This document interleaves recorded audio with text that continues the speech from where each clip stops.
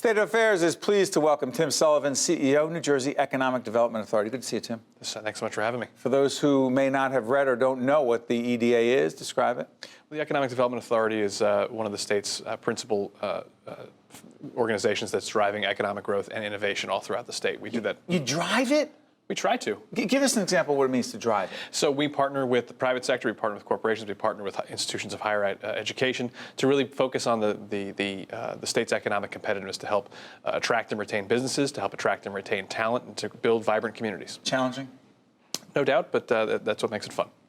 You know, let's do this. I said this before. We had Jose Lozano from Choose New Jersey. Choose New Jersey and the EDA are collaborators, partners with us in a series we're doing with a whole range of others, academic institutions like NJEDA and others, on a series called The Future of Innovation. You'll see a graphic up there. So here's what I'm curious about. Governor Murphy talks about an innovation economy, right? What's the difference between promoting innovation and an innovation economy?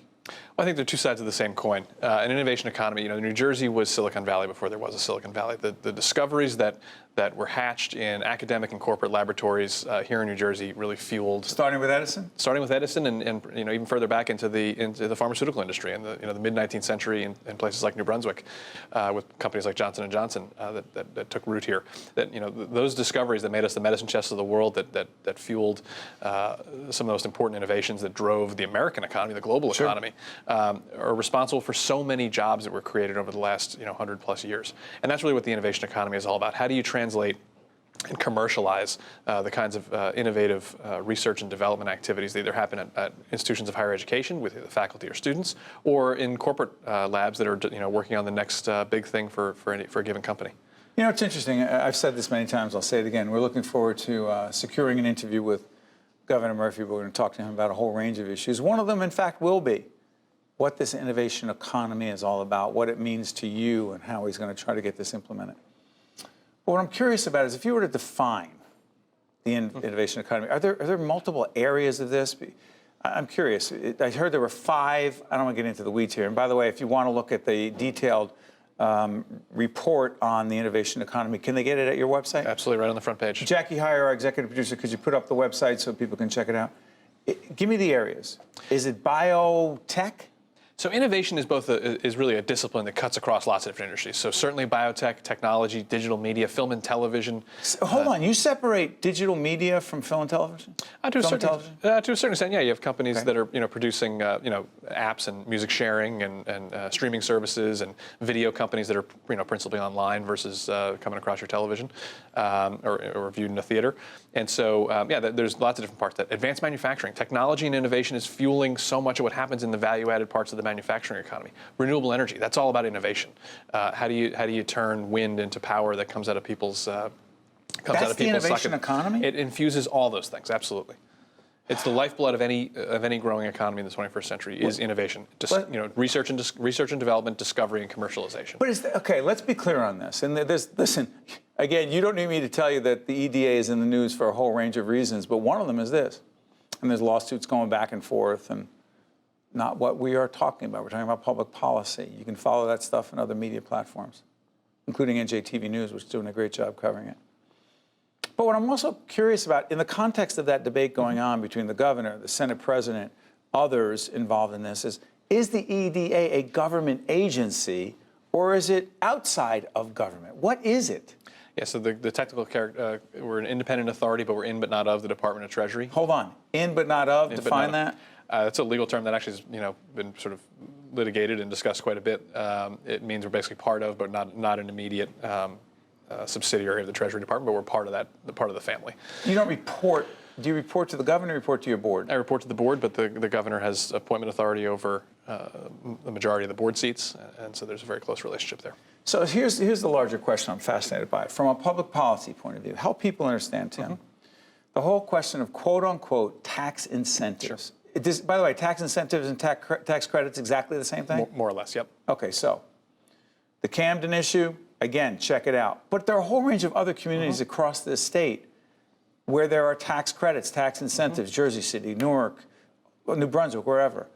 What is, in your view, from a policy point of view, the appropriate role of tax incentives, tax credits in fueling the economy in a community, as opposed to saying, let the private sector do it on their own? And if the EDA isn't involved, and there's no tax credits, I guess it's not going to happen.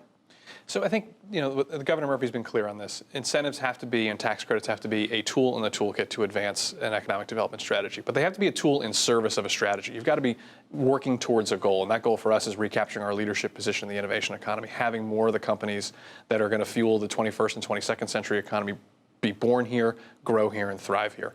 And so tax incentives have to be one tool in the toolkit, but they can't be the only tool in the toolkit. Name some of the other tools we're talking about. So we have to have a strategy that focuses on a talent strategy, and that centers more than anything else on two things: higher education.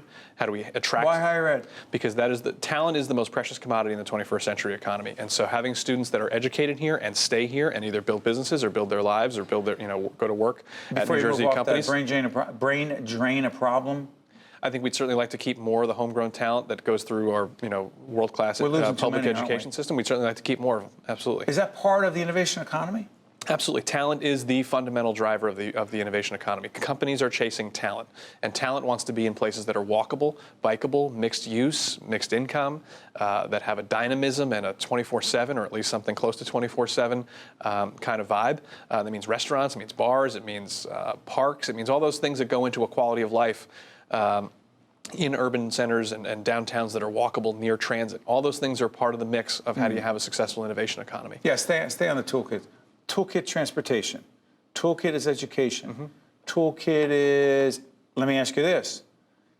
With the Economic Development Authority, how much do you focus on the fact that there are some businesses who complain about the tax rate and what they pay in the state, and they say, it's too expensive, I'm out of here. Is tax policy a toolkit? I don't just mean tax incentives and tax credits, but overall tax policy. Yeah, absolutely, it's in the mix. The two things that the governor and I hear most consistently from companies, both big and small, when we're around the state or around the world talking about New Jersey as a place to build a business, the two things we hear about first and foremost: talent and infrastructure. Can they find the people that they need to grow the business in the way that they want to do?